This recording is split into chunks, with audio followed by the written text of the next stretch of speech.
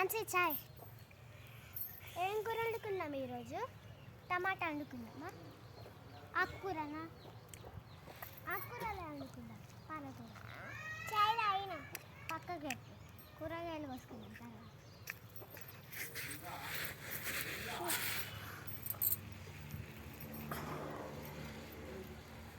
బయటకి వెళ్ళిపోయామ్మా. వద్దు, తర్వాత కూడా లంచ్ వండుకుందాం. నాన్సి కూరగాయలు కొద్దామా? కొద్దాం.